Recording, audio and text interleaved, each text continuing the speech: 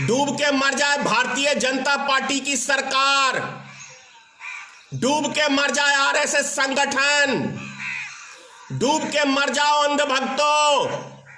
नरेंद्र मोदी की कोई अपनी औलाद होगी नहीं, है ही नहीं, तो वो दूसरे की औलाद का दुख दर्द क्या समझेंगे। ये देख लीजिए कैसे छोटे से बच्चे को ये मां एक ब्रिज के, क्योंकि मोदी एक बार जो वस्त्र पहन लेता है उसे दोबारा वस्त्र नहीं पहनता है।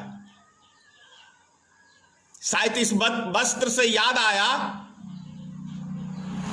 कि इसीलिए मुझे लगता है अपनी घरवाली का साथ नहीं दिया इसने।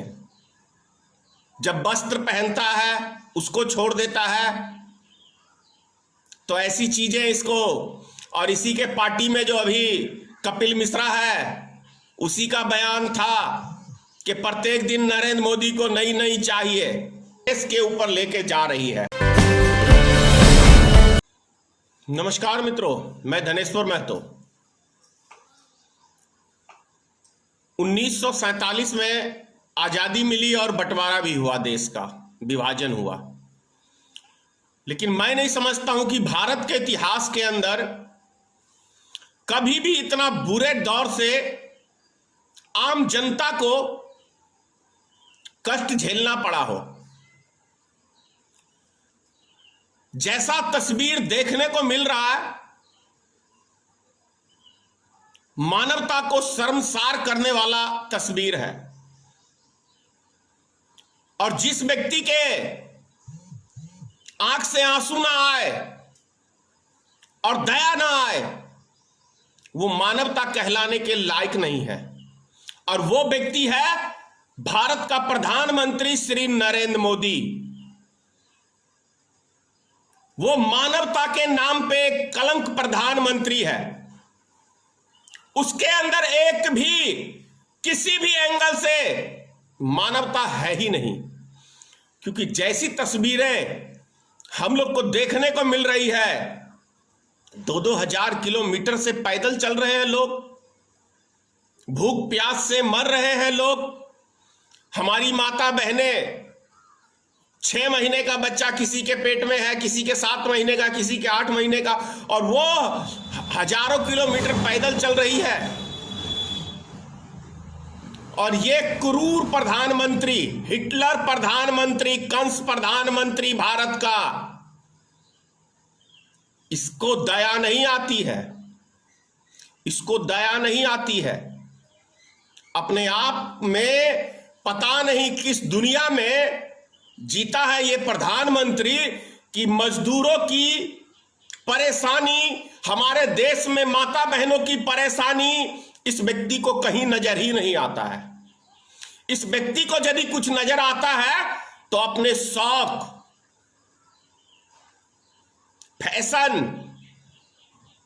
अच्छा ही कहा था श्री राहुल गांधी ने कि ये सूट बूट की सरकार है, कुछ बुरा नहीं कहा था, क्योंकि मोदी एक बार जो वस्त्र पहन लेता है उसे दोबारा वस्त्र नहीं पहनता है। शायद इस वस्त्र से याद आया कि इसीलिए मुझे लगता है अपनी घरवाली का साथ नहीं दिया इसने। जब वस्त्र पहनता है उसको छोड़ देता है, तो ऐसी चीजें इसको, और इसी के पार्टी में जो अभी कपिल मिश्रा है उसी का बयान था कि प्रत्येक दिन नरेंद्र मोदी को नई नई चाहिए। आज उसके पार्टी के एक कदावर नेता है, और उसी को देखा आपने, दिल्ली में दंगे हुए थे और कैसे उसको Y+ की सुरक्षा दे दी गई। तो जो पोल पट्टी खोल दे उसकी तो बड़ी वो करते हैं मोदी जी। लेकिन बहुत अफसोस की बात है, 20 लाख करोड़ का राहत पैकेज। अब मैं एक श्री नरेंद्र मोदी का ही बयान दिखाता हूं भाषण देते हुए। आप इससे समझ सकते हैं कि नरेंद्र मोदी जी वो स्वयं क्या कह रहे हैं। एक सेकंड सर, मैं आपको भी एक दिखाता हूं, ये तस्वीर देख लीजिए। ये लोग पैकेज घोषित करते हैं ना, और ये कुछ देते नहीं ना, अब उनको पैक कर करके भेजने का समय आ गया। संकट के समय एक पैकेज घोषित करने की फैशन हो गई है। भाई आपको कुछ मिलता है क्या? इतने पैकेज आते हैं, मिला है कुछ? आपको मिला है कुछ? ये जो पैकेज घोषित करते हैं ना, और जो कुछ देते नहीं ना, अब उनको पैक कर करके भेजने का समय आ गया। अब आप समझ गए होंगे कि जो सरकारें पैकेज घोषित करती हैं और देते नहीं हैं, ये प्रधानमंत्री स्वयं कह रहे हैं। प्रधानमंत्री जी का स्वयं का बयान है कि जो पैकेज घोषित करते हैं और वो पैकेज देते नहीं हैं, वैसे व्यक्तियों को पैक करने का समय आ गया है। मतलब ये आप बढ़िया से तर्क समझ लीजिए कि प्रधानमंत्री स्वयं कह रहे हैं कि पैकेज तो मैंने बहुत सारे दिए, जनता तक नहीं पहुंचा, बिहार में ही रख लो। पता नहीं कि 1.25 लाख करोड़ की 125 करोड़ की पैकेज की बात किया था विधानसभा चुनाव में 2015 में, मुजफ्फरपुर की रैली में। नहीं दिया बिहार को। कहां गया वो पैकेज? या दिया होगा तो आपस में बांट लिया होगा। अब ये 20 लाख करोड़ आप समझ लीजिए, 20 लाख करोड़। क्या गरीब किसी मजदूर को, जो व्यक्ति एक रेलगाड़ी की सुविधा नहीं दे सकता है, उनको घर तक नहीं पहुंचा सकता है, वो व्यक्ति क्या आपको राहत पैकेज की बात कर रहा है और वो दे देगा? और याद होगा आपको 2014 के चुनाव में, रैलियों में, तमाम रैलियों में, 1-2 रैलियों में नहीं, सैकड़ों रैलियों में नरेंद्र मोदी ने भाषण में कहा था कि विदेश से हम काला धन लाएंगे, 100 दिन के अंदर लेके आएंगे। 15-20 लाख रुपए तो यूं ही, इतना काला धन है विदेश के बैंक में, इतना काला धन है कि 15-20 लाख रुपया तो आपको यूं ही मिल जाएगा। तो ये समझने की बात है। मधुबनी के अंदर 2 दिन के अंदर 3 गाड़ियां आई हैं, रेलगाड़ियां, लेकिन वो स्थिति है खाने की। पिछले 50 दिन के अंदर 3 गाड़ियां, मात्र 3 गाड़ियां हैं, यानी 3,3300 आदमियों को लेके आया गया है, जो कि लाखों आदमी सिर्फ मधुबनी जिले के लोग बाहर फंसे हुए हैं। लगभग 2 महीना होने जा रहा है। अब उनको खाने पीने के लिए ऐसा व्यवस्था सरकार ने किया है, सरकार ने उनका ऐसा व्यवस्था किया है कि जैसे कोई जानवर को चारा नहीं देके भाग जाता है, वो तो जानवर को फिर भी मिला के खिलाता है, तो इस तरीके से चारा दे देता है, यानी खाना, और छोड़ देता है। और जैसे 4 कुत्ते नहीं उसके खाने के ऊपर झपटते हैं, उसी तरह से। एक तस्वीर में आपको और दिखा रहा हूं, रेलगाड़ी की ही है, कटिहार की। आप इस तस्वीर को देख के समझ सकते हैं। एक तस्वीर में आपको दिखा रहा हूं, ये खाने में देख लीजिए, ये तस्वीर को जरा ध्यान से देख लीजिए।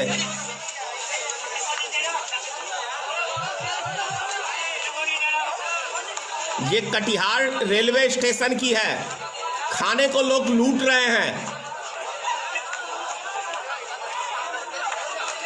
क्या इससे पहले आपने भारत में ऐसी तस्वीर देखी थी? एक तस्वीर मैं आपको और दिखा रहा हूं, ये तस्वीर देख लीजिए।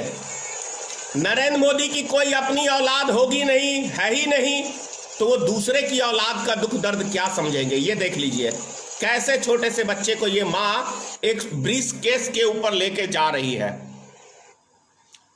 और ये उससे भी भयानक, जो मानवता को शर्मसार कर देगी, वो उससे भी भयानक ये तस्वीर, ये दृश्य हमें देखने को मिल रहा है।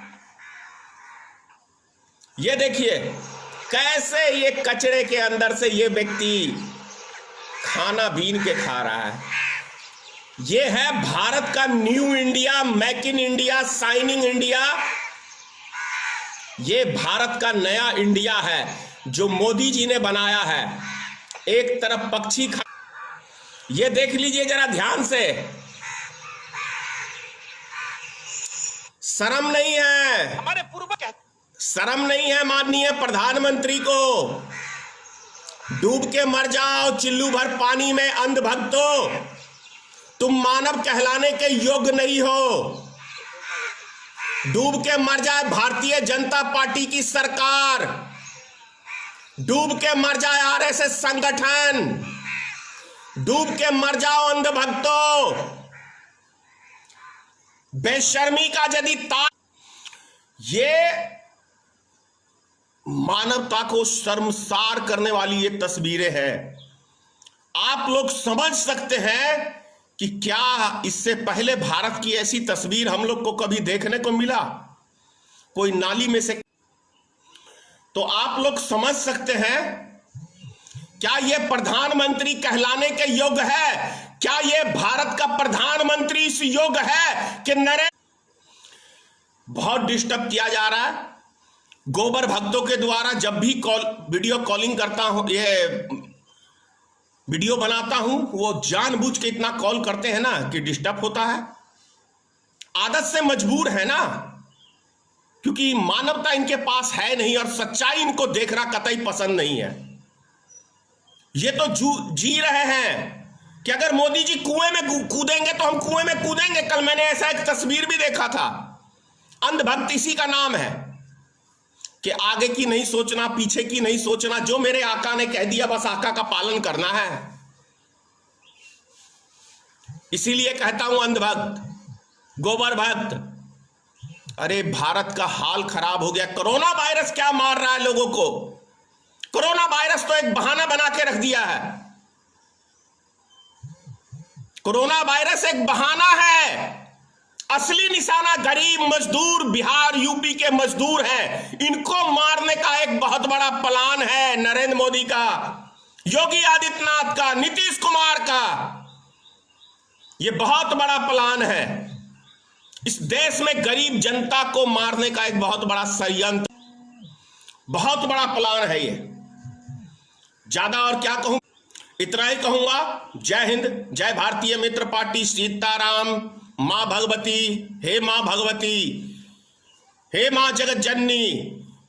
इस मूर्खों की टीम को कुछ अकल दे दो ताकि ये देश की गरीब जनता के ऊपर तरस खाए। हमारी माता बहनें, छोटे छोटे बच्चे पैदल चल के मर रहे हैं। इतिहास इस बिन औलाद के प्रधानमंत्री को कभी माफ नहीं करेगा। जय हिंद।